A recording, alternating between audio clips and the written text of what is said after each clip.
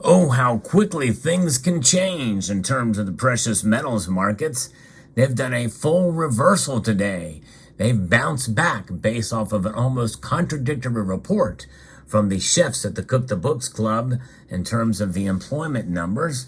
We're going to go through all of this and why gold and silver are both up today, recovering their losses from yesterday. But I'm going to give you a very stern warning that we should take into account as we look through all of the data and assess where gold and silver markets could go within the next couple of months and through the end of the year as we explore.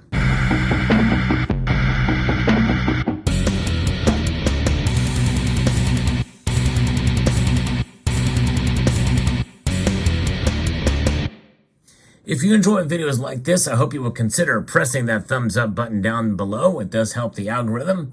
Subscribing to the channel if you haven't done so already, as I do post daily videos, and I like to talk about the markets and also the fundamentals with regards to gold and silver, and yes, other metals too. This is why the channel is called Salivate Metal, not just Salivate Silver or Salivate Gold.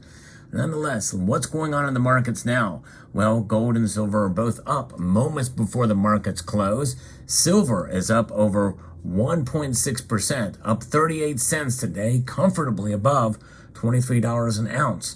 In fact, it's $23.16 an ounce in the ask price.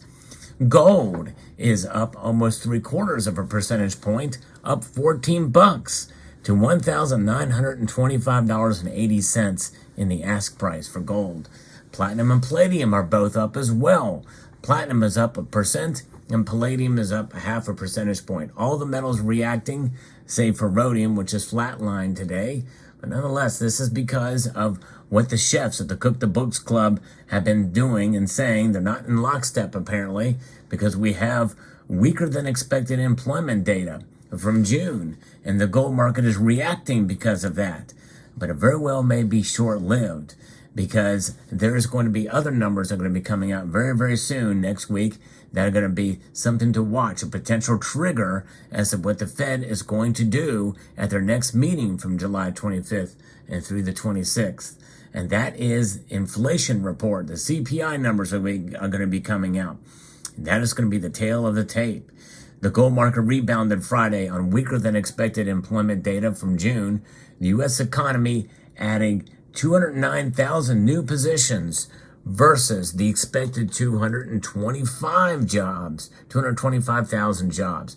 This marked the weakest gain since December of 2020.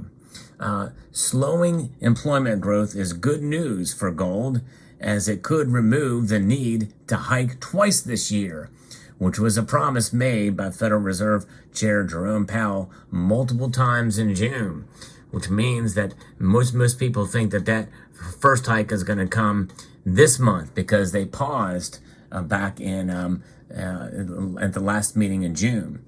Last month's employment slowdown was not steep enough to prevent the Fed from hiking in July, which means that the gold price gains could be limited in the short term. And that is the warning that you need to heed here, folks, that likely they are going to raise hikes. They're going to raise rates.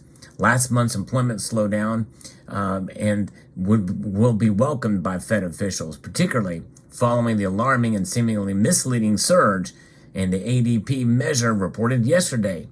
Capital Economics Deputy Chief U.S. Economist Andrew Hunter said it is unlikely to stop the Fed from hiking rates again later this month, particularly when the downward trend in wage growth appears to be stalling. That's the thing, too. You got to watch wages, too. With just over 2 weeks remaining from the Fed's meeting starting on July the 25th, the latest inflation numbers from June, scheduled to be released Wednesday, will be carefully monitored by the markets. The macroeconomics outlook is one of the biggest headwinds for gold in the short term, according to Forex.com senior market strategist Michael Boutros. Markets are pricing in a 92% chance of a rate hike in July.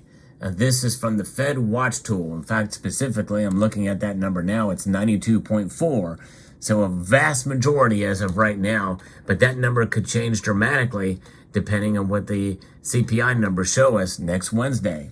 It'll be fascinating to see where this goes, but I think they're going to raise rates. I think inflation is going to be a bear. Keep in mind what Jerome Powell has told us. He said that this is a lot tougher territory to get inflation down. Because when you think about it, it used to be 9.1%. That was the top of inflation. But it was relatively easy through these rate hikes to bring it down to now it's at 4%. Still double their target. That means that inflation is twice as bad as it normally is, and their target is 2%. And that last 2% is going to be tough nut to crack, according to the Federal Reserve. There's a big bounty on their heads to get it going down and down and down. The bounty is the term used for these particular coins, the bounty silver 1 ounce and the bounty gold coin. The design has been released, I think, since 2019 for the Cook Islands. Beautiful coins. Thought I'd show them to you here because I tell you what, a lot of people feel like there is a good bounty to be had. We want to be bountiful, but so far the markets are, they're kind of oscillating back and forth here, and we'll see how this plays out. The macroeconomics outlook is one of the biggest headwinds for gold in the short term. And the U.S. dollar took a hit on Friday, supporting gold prices at the end of the week, with the U.S. dollar index last at 102.27, down 0.87% on the day. It will be a tug of war for gold. Don't see a big downdraft, according to Boutros. And the long-term outlook for gold is bullish, as the labor market will weaken, ushering in a much weaker economy. Oanda senior market analyst Edward Moya told Kitco News, eventually it will turn bullish for gold, but with more rate hikes being priced in. It's difficult for gold right now. Next week's inflation report could be rather soft. Trading could be choppy next week. And so there's some levels to watch from a technical perspective for gold.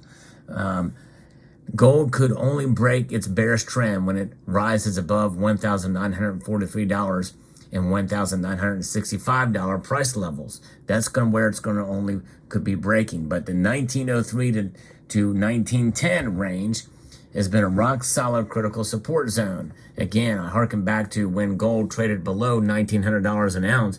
It made big news, but it was only a brief moment in time. If it could sustain there, we could see a bearish downtrend. I kind of don't see that happening either. We'll see. And if gold sees a move lower, he warns to keep an eye on $1,891 gold. If that were to break, the gold market could see a major move down to 1830, which would be just the initial support level he added. I kind of doubt we're going to see it go that low at this point, but I do think that we could see it fall, and we could see it maybe test the low $1,900 level again. But it all depends on what inflation data shows. If it shows unchanged, I think if inflation, falls, a couple of tenths of a percentage point to maybe 3.7 to 3.8, I think that is actually going to be a potential that they may still raise rates a quarter of a percentage point. I think certainly if it stays at 4%, they will. But if it falls at 3.5%, I think that we very well could see the Federal Reserve maybe pause based off of these jobs numbers. And that is going to mean that gold will go up or stay where it is at the very least, but probably go up. And then which means that'll trigger the end of the doldrums for gold and silver will start to pop out if they were to pause again in July. I don't think it's going to happen. I'm with the majority on this. But it is all going to find out in just less than a week from now with the numbers for the consumer price index. That is the thing to watch. We now have the employment situation on hand and rare and ready to go to make a decision based off of that with the different factors that come into play there. They're riding a very fine line, and so far it's worked for them through all this time. I'm actually surprised how stable things have been given the amount of rate hikes they've done, but it's not done a whole lot to really bring inflation back under control as quickly as we'd like. Because again, like I said, you have to look at it from the perspective of apparently what they are supposedly saying, that inflation is still double where it needs to be. That's huge. And So especially when you average things out, it's become entrenched now. Inflation has become entrenched. And when you think about it doubling, that is bad news, because when it was at 9.1%, that's averaging the wild moves that we've seen because of supply chain issues and quantitative easing, the massive spending. There's still all this massive spending that has yet to be done yet, that is going to have a drag on inflation and work against what the Federal Reserve is doing. And that, folks, is going to be a game changer. And I think that sooner or later, we very well could see a stagflationary environment next year if some of this money that has been legislated to be spent, such as the Inflation Reduction Act, which actually is the Inflation Act, I like to refer to it as, that is going to cause potentially stagflation. Recessionary environment, low employment, and high prices, a recipe for a deep, deep recession, or even a depression, which I don't like to talk about, but we have a greater threat of that happening if these things occur during that time. We'll see how it plays out, but nonetheless, there is your market report. We'll see how this plays out. What's going to be coming up next week, according to Kitco here, is the following. Monday, the Fed Vice Chair, Supervisor Barr, will speak. And so that'll be very interesting to see what he says. Not quite as big a deal as the U.S. CPI and Bank of Canada will give their rate decision and what they're going to do. Thursday, the PPI and U.S. jobless claims will come out. And then on Friday, not as big a deal either, but nonetheless, consumer expectations in Michigan, which could give us some insight on some things with the overall market. That could move the markets one way or the other. We'll find out. So there you have it. On this Friday, an exciting move, not a massive bounce, but a bounce nonetheless in the prices, but it very well could be short-lived. Let me know what your thoughts are in the comment section below. I'd like to extend a multitude of gratitude to you all for taking the time to watch, and encourage you to please rate, share, comment, and subscribe.